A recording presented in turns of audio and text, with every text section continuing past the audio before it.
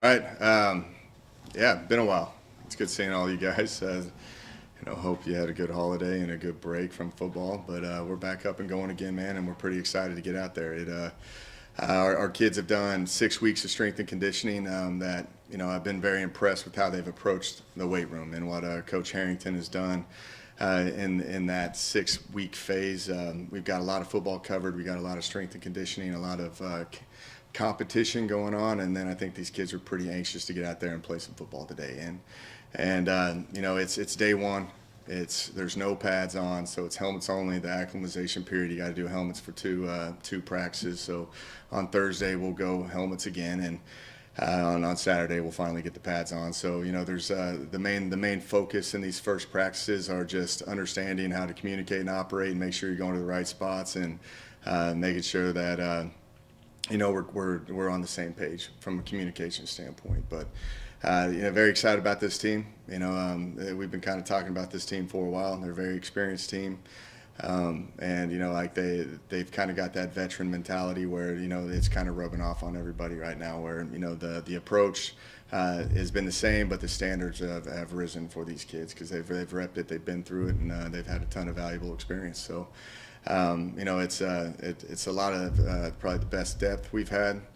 And I keep saying that each year because this is the year where it's at, because we haven't lost anybody. We ended up bringing in 13 new additions that we're excited for. And still there's potential to move more. The way recruiting is right now and the way roster management is, it's a very unique situation because I can sign 60 if I want to. I can actually bring it down to whatever. We're just trying to find the right fits and the right picks for what we're trying to do. And we got those 13 new kids for mid-year, and the additions right now I think are very beneficial for where we're at, especially from a depth standpoint. And you got a few more coaches that are in the mix right now. You got Clay Jennings in as the defensive back coach, who brings a ton of experience for our program.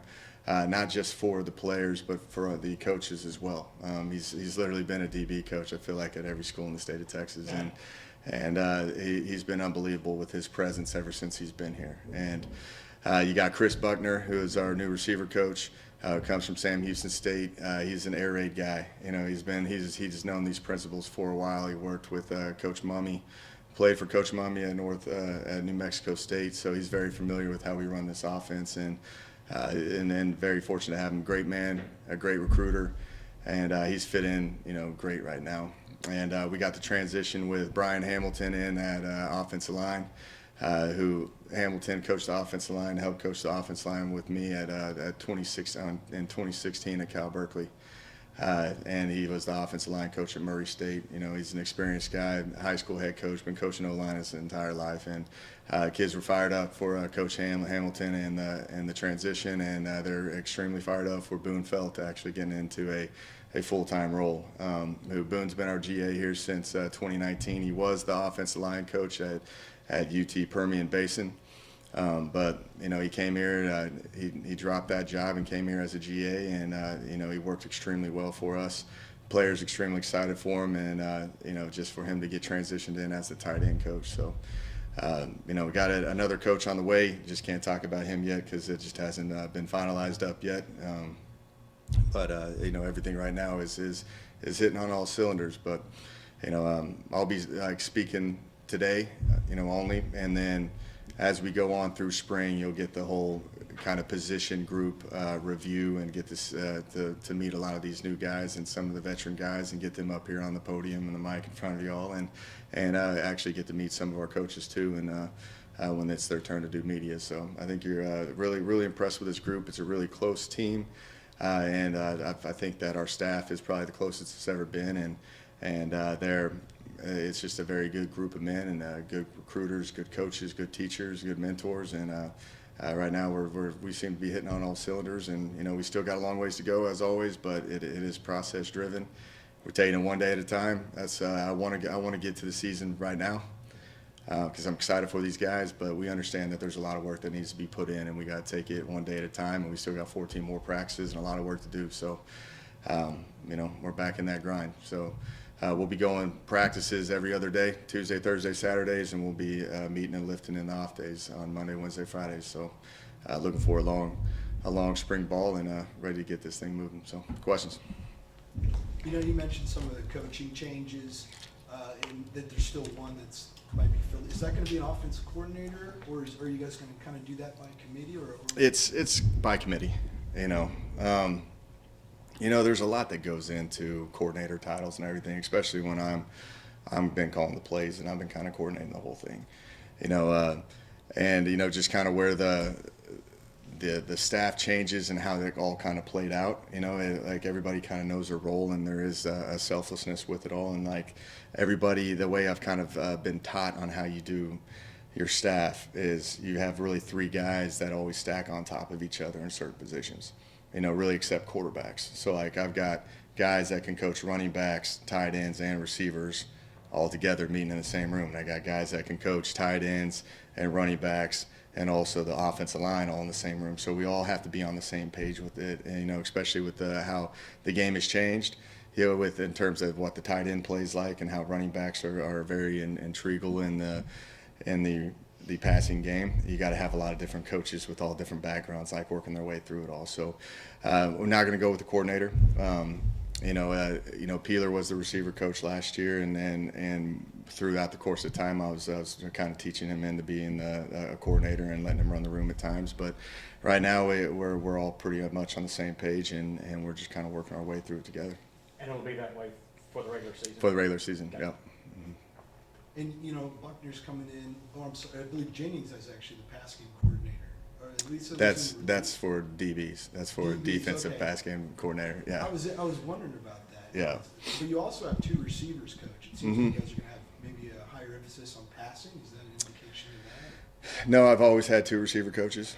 Peeler was the outside receiver coach, or was the inside receiver coach last year, and Coach Abraham was the outside receiver coach. And now I'm going to move. They actually all meet together right now, but Bryson has been kind of on the inside receivers right now for the first half of these practices, and Coach Buckner's on the outside receivers.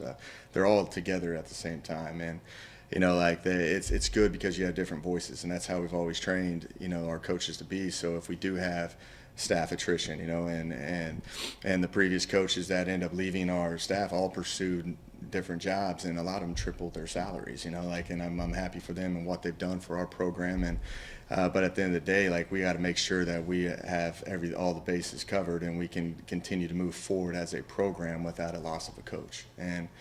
And that's where we're at right now with with like Boone. Boone's been running with the running back. He's been coaching the running backs and the tight ends for the last 6 weeks, which and I've been in there meeting with them, and then also Coach Hamilton's meeting with the running backs too, and then they also switch it around. So there's a lot of guys that talk. Like if you think about a game week with me, I have a meeting with the receivers. We have a split meeting a meeting with two of our receiver coaches. We have one meeting with both the receivers coach in there. I have a meeting where the quarterback runs the meeting for the receivers. So it's because we're running the same stuff. It's good to hear it from different voices and make sure that we're all on the same page. And it kind of helps from it being like the same voice over and over and over again. So it kind of breaks up the monotony of meetings. So that's how I learned that from Mike Leach, Dana Holgerson back in the day, Kevin Sumlin, and Mike Gundy does a great job at that, and Sonny Dykes too, and when I was at Cal Berkeley, Sonny Dykes coached the outside receivers, and we had another GA as the outside receiver, and then we had Peeler was the inside receiver coach, and then I ran them as the receiver meeting, so we really had 4 receiver coaches, so it's you have the expertise of those guys when they get into technique and fundamentals, and that's when it goes. But when it gets to overall scheme, everybody's working together on it all. What's been the player response to, as you say, the offensive coordinator by committee? What's been the offensive unit's response to that? Did you hear so much about who's the FC, who's the FC? Maybe that's more important to us than just you guys. Yeah, it's really not important to our kids. It's the same. Everything's the exact same. It flows the exact same way as we've always done it. Titles always get interesting. Titles are more for negotiation purposes for contracts, more than anything. But at the end of the day, I'm the one calling the plays, and I'm the one scripting the plays and coordinating it. So, it's just like I've got some guys that had opportunities to go, and, maybe down the line there will be negotiations for coordinator titles, and that's, but they understand that, and our kids they don't know anything different. Because at the end of the day, I'm the one always that's been addressing the offense and talking with them and running the meetings. So all they have is just a different face in their meeting room at times. So, I've seen this happen a lot. Dana Holgerson did that as well at West Virginia at times too when he was calling the plays. There's just different ways to do it, but from an offense perspective, we're all doing the same thing right now. A versatile coaching staff. Yeah, and it protects you in case you lose coaches, which is very common in today's time. You have the ability to lose players and coaches all at any moment. So you've got to be ready to and have discussions on if this would happen, where would it go? And this really got brought to light during COVID. I don't know if you just think when a guy gets knocked out of COVID and is in COVID protocols, well, who's going to call the plays and who's going to do this? Well, you better have everybody on the same page, and understanding what they're doing, because that's unfair to the kids if you lose one coach and then all of a sudden you don't have anybody capable of calling the plays. So we train everybody right now just on how it flows and how it goes and how you communicate it, and everybody does different roles and different practices just so we're developing them as coaches as well. And moving guys up like Hamilton, or moving over, I guess, for Hamilton, and moving up Usfl, is this kind of to keep continuity in place despite coaches leaving? That too. Keep it for the players, the same feel. I talked with Dana Holgerson about this and in my agency about this. Group of 5 continuity is very difficult.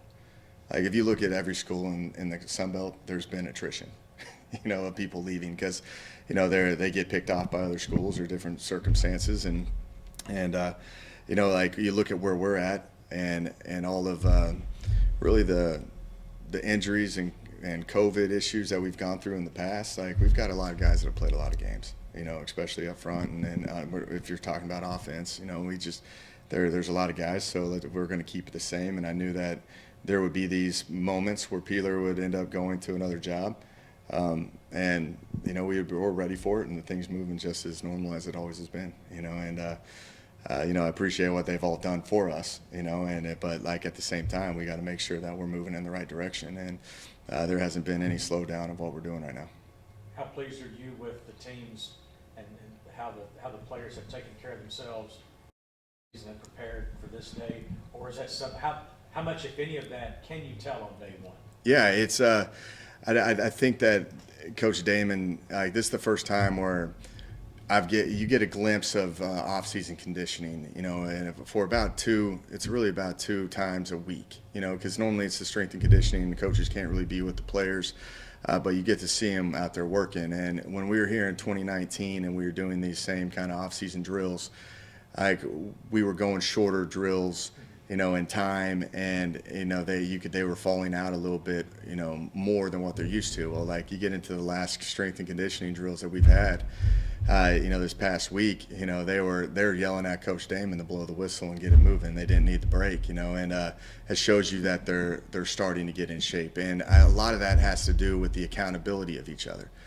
They're all pushing each other, and that's just something about the culture. I really love the culture of this team. They're all really great kids. They're really close, and they're starting to push each other to work at a higher level than that they've ever done here. And that means we're doing the right things, and we're taking it a day at a time, and we're getting better. And I'm just proud of how these kids have already worked to this point. You can hear them working over there, actually. That doesn't change. I'm used to it by now. You should be too. You can't even hear it, do you? Yeah, I know, it's a Get Big Tuesday. The quarterback situation, you got a couple new guys in, Lane Hatcher, Dylan Markowicz. You got guys coming back with Ty Evans, Brady McBride, Tanner Pruitt's still there. Crowded room. How's that all going to shake out? What is your anticipation going into spring football for that quarterback position? Yeah, it's spring, and it's what I told the team. Spring ball is such a unique time. Everybody gets extremely excited for it all, and then the competitions, the depth chart will never it'll never solidify in spring, because we got to get evaluations of people, and we rep more than anything that I've done in a long time. And it's all about just trying to steal reps with kids. All 5 quarterbacks today repped a lot. They're doing inside and team. Every quarterback did team. Every quarterback did 7-on-7. Every quarterback did run-throughs and inside drill and routes on air. So they're all repping, But at the end of the day, though, it's unfair. Where, you can't look at 1s and 2s because you're trying to get evaluations on, maybe another guy, and you look out there and a kid may not be ready, even he might be matched up against a Jordan Revels type guy, and the play's not going to get off the way you want it to. But you got to teach them to communicate and operate and make sure that their eyes are in the right spot where the ball will potentially be going. And, you work your way through spring. And then once you get into summertime and fall camp, that's when the depth chart starts solidifying a little bit more. But I got to rep these guys as much as I can to see what I got in the room, and they're an older group in a way. Like it's crazy because what is Ty Evans has 3 years of eligibility. Brady's got 2 years of eligibility. Lane's got 2 years of eligibility. Like Dylan Markowitz has 4 years of eligibility. Tanner, I think's got 3 years of eligibility. But they've all been in college for like 3 years.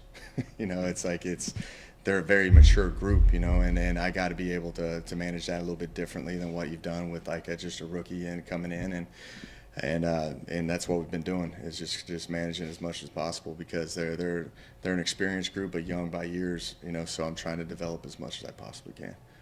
With Lane, he got here as one of the first guys to get here after he signed. What has he been like in practice and communicating it with him? Has he been throwing a lot with the receivers? What's Hatcher's impact been early on? Yeah, he's a worker. Ever since he's came in, he's got a look in his eyes that he wants to be great. The more you get to know him and the people that have been around him in his life, that's how he's been his entire since he was born. He was a 4-time state champion wrestler in high school. He was one of the top recruits in wrestling. I guess why I fell in love with him is because he had an offer to go wrestle at Oklahoma State and Iowa, and I'm an Oklahoma guy, so wrestling is pretty big time. And then if you got that, those kind of accolades as a wrestler, you're a competitive guy and you're tough and you're going to show up and work. And he's got that wrestler mentality, that worker mentality, and he's come in and he understands what it's like to be a teammate and be a quarterback and to be a leader. And he's played a lot of ball. He signed with Alabama out of high school, and then ended up going to Arkansas State. He was in a pretty good quarterback room in Alabama with Tua Tagovailoa and Mac Jones and Jalen Hurts, and he ended up going to Arkansas State and started for 3 years for him. And the transition of new coaching staff got him here, and he understands it. He's been around a lot of ball. He's probably I think he's one of the top 5 quarterbacks in high school history in passing yards. I think it was around 18,000 yards throwing. He's just been around it forever, and he understands what it takes. So he's came in with the approach. He's got the quarterbacks on speed dial, the receivers on speed dial and the tight ends and the running backs. And he's throwing with them, and he's working with them, and he's up here watching tape all the time and doing accountability and extra rehab and extra work in the weight room. And he lives up at this facility, and you can tell that he's played a lot of ball, and he wants to compete. He's a competitor, great guy. The room's still really close, which I like, and I think that's a lot dealing with Brady and how he approaches competition too, and he's ready to compete. And same thing with Ty, and they welcome Lane in, and and it's been a really good mix so far. You mentioned Brady, and when guys are so quick to enter the transfer portal in this area, and he has stuck around despite new guys coming in, what does that say about his mental makeup and him going into spring football, knowing that he's got more competition coming in, guys fighting for his job? Yeah, there's a transparency. It's college football. We talk to him all the time about it. We talk to every single kid that we've been around. It's just you're always going to try to develop and find a guy that's going to compete and try to beat you out. And that's I did that when I had Johnny Manziel. I had Kenny Hill take the first snaps of spring just to see what he was capable of doing. See if he could beat out Johnny. But Johnny was so far advanced. What naturally is going to happen. But you want to see people compete. You want to see if to give them an opportunity to have their moment. And that's the thing about sports in general. I always give the analogy of Tom Brady. He was sitting there behind Drew Bledsoe, and then he had his moment to take it over, and he took it over, and he sustained his career. But if he didn't take it over right there, you'd probably never have been out of the league pretty quick, just based off of that. So just take advantage of your opportunities and go. And SBC, they put out their schedule today. Right. I don't know if you saw that I'm sure you did. Of course, you saw it for Texas State. What are your thoughts on that coming up? And some new teams on there, James Madison, Southern Miss. What are your thoughts on the schedule early on? Yeah, I like the additions. You got 4 new teams coming in with JMU and Southern Miss, Marshall, and Old Dominion, and they're all really proven schools with a lot of history. And I think just the Sun Belt got a lot stronger with these guys coming in and here in July 1st. I'm really curious about the rivals, the Southern Miss and South Alabama rival again, and just, App and Marshall playing in proximity. It just makes sense, and I think the Sun Belt did a really good job at putting together a great conference. You mentioned 13 guys for the signing class in 2022. Looks like you're still planning on adding some from your opening statement. Is that the case? And you're still behind? Yeah, that's kind of up in the air. Like right now, like we're full at scholarships at 85, and but like there's going to be some attrition at the end of the season. Like a lot of these kids have the ability to graduate, like and use the spring semester. So like like I allowed like Tyler Vitt and all them to graduate and move forward. And there's a couple guys that we gotta put together like after this if we want to, and we're always looking for development guys. I feel like we've got a pretty good experienced team right now, and that we're looking for guys to fill the voids from depth. Just the way numbers are with the 25 initials plus 7 based off of attrition, and then the blue shirts from last year that we've got left over and the blue shirts that we could do forward, you can sign really anybody that you want, and just move. That's how the name of the game is. And then next year, I'm going into a meeting next week, and they're probably going to change it again for the next year. I heard the model that they're going to is going to be 1 in, 1 out. So you could sign 85 or you can sign 0. That's kind of where it's going to go. Just because the COVID year and the eligibility freeze, there's just been a lot of different moving parts. But we're always looking for guys, especially guys with years and high school kids or junior college guys with years or transfers with years. Because that's how you kind of have to build a roster in today's time. I thought we got ahead of the portal, before everybody else did, and that's why you haven't seen really any attrition with our team. If you look at the transfer portal numbers, there's a ton of teams that are losing a lot of guys right now. And you can still lose guys all the way up to May 1st. All right, and it's pretty active. The portal's hitting nonstop, and people are leaving. You got to find people to replace or move, but that's why we end up doing recruiting meetings twice a day, because it changes nonstop, and we got abilities to bring in some guys, in certain areas. We're looking for maybe another D lineman, and we already got about 5 to 6 more that are already committed to us that we can't talk about until we get to summertime, and it's just we got to hold on to guys, and we got to just take it one day at a time. That's like really the best advice that I've been gotten, dealing with this. A lot of people, call me on how we've worked the portal and how we're one of the fewer teams to lose guys this year. A lot of the guys that entered the portal right now we're trying to help get to other places, and we encourage them to go, because they're due to playing time and like where they're at with their career, and with the eligibility freeze and with them being able to graduate, they can go somewhere else, and finish their career up and work towards like a master's. And it's crazy. Like you look at guys in our conference are getting granted their 7th year of eligibility. It's just like it's insane. But it's just how times are.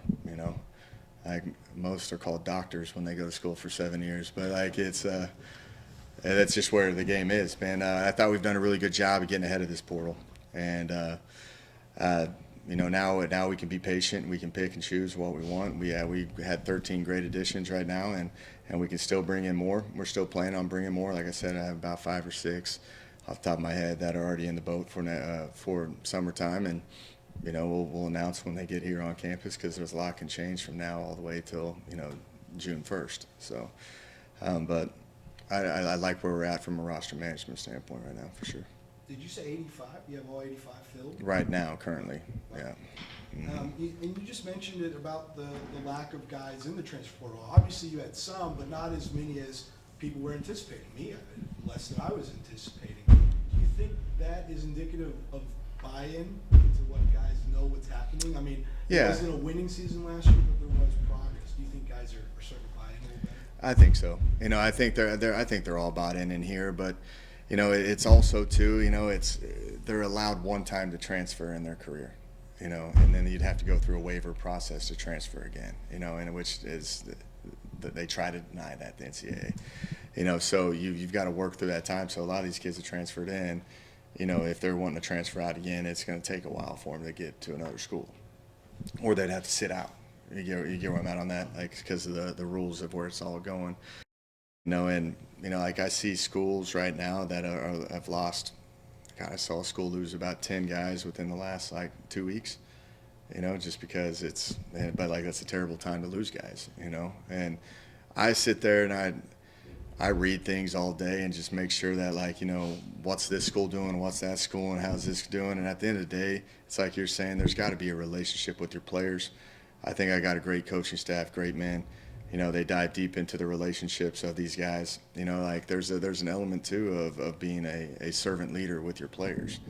And I've always been that way, a high school coach's son, like in the profession, I'm in coaching to help others out, and you can't lose track of that. But like, if you don't have a relationship with these kids, then they're probably going to leave, and we spend a lot of time in culture talks and player development and diving deep into these kids and trying to get them to open up to us and how we can maximize what they are, because we want them to leave Texas State a better man than what they were when they showed up here. And I think these kids understand it. It's a culture that allows you to grow and develop, and not to be robotic or anything, to be genuine and be the person that you want to be, along and putting the team first. And that's kind of where we're at with it. But you've got to recruit your current roster. You got to recruit high school kids, junior college kids, transfers. Like it's nonstop work, and then you got to live and learn off of mistakes of other universities and your current mistakes, and make sure that we're putting our team in the right position every single day. It takes a long time too. It's a lot of work, I'll tell you that. How much you think does that workload for coaches kind of start to maybe peel back once we get through this COVID year era, or does it? Yeah, I think that when the rules start coming into place, you talk about name, image, likeness, and I don't think name, image, likeness has hit the group of five like it has hit the Power Five, but like I pay attention to that as well. And, there's no rules on it right now. So, at the end of the day, like there's got to be some legislation that will end up going. Like you hear guys asking for salary caps now for these kids in the Power Five, which, it's interesting. But then you look at where the counters are, the APR, the academic progress rate. They don't even know how to calculate that right now because of the eligibility freeze and where that goes. And then just the initial counters, the one-time eligibility, where they can transfer and be eligible. Like they've got to be able to solidify these rules up. And once they start to solidify these rules up, and it's going to be more clarity for the coaches, because right now it's turning into a 24/7 deal. Like they call it dead period, but we're sitting there literally going through the portal and talking to kids and trying to, so you're really working the entire time. So I think the workload of college coaches, and I'm on a lot of these meetings. I'm on the ethics committee and the football, I go to the AFCA committees and the rules committee and the name, image, likeness task force and all these things, and you listen to where it's at. And, at the end of the day, it's just that there's rules going to be in place, but, they're talking about making sure that you minimize they start these rules so you can minimize the work time for these coaches, because it's turning into a 24/7 deal. And we understand where we're at. We just know day by day it's going to eventually go our way, like go to a way where we can at least go have a little bit more vacation time than what we normally had. And it seems like some of the additions you brought in, Buckner, Jennings, they're really good recruiters. And did you have that in mind, knowing how crazy things are, kind of get some guys in that are strong recruiters? Oh, I think the guys that were before us were strong recruiters too. It's. I think that you have to recruit. You have to be a personal guy, and you got to be able to recruit and work at it. And the guys that we brought in, they know how to recruit. And they've got ties literally across the country. Like they got ties in Texas and everywhere else, and you've got to bring in a guy. That's where it is. Like the game's going where you got to make sure you're managing your room and make sure that you're recruiting 24/7. And then once we get to really August 1st, that's when we're going to be comfortable with our roster at that point, because there's a lot of moving parts from here to all the way then. Liam Dobson to the USFL, drafted in the Canadian Football League last year. Talk about him on your team. What was it like? It was a short season, one season. What was his impact here? He was great. Just in terms of the work ethic, like Liam is training here with us currently. That's what I've never had a guy that is working towards the professional ranks going through the 6 a.m. runs with our team and doing all the lifts and everything of that nature. Like he loves to be around structure and the team, and he's got goals and dreams, and he puts everything that he's got into it. And you know, when Winnipeg drafted him 3rd pick overall in the Canadian League, you know, his goals are to play in the NFL, which, you know, who knows where it goes, but just to be an honor to be drafted by the Canadian League is unbelievable. And then you have the USFL, which I think is a great just kind of entry level to the NFL league, you know, and it works with them like a minor league system, which is awesome because it's only a 4-month deal. And they sign a contract with the USFL that they own the rights. You know, the USFL owns the rights to those kids unless they get an NFL contract. So Liam he's been drafted by 2 leagues now. If hopefully he gets picked up by an NFL team as well. So like he hits the trifecta right there. But yeah, just, you know, he's a big body. He works hard. I'm just happy that I got the opportunity to have him be a part of this program because he's rubbed off on a lot of people around here.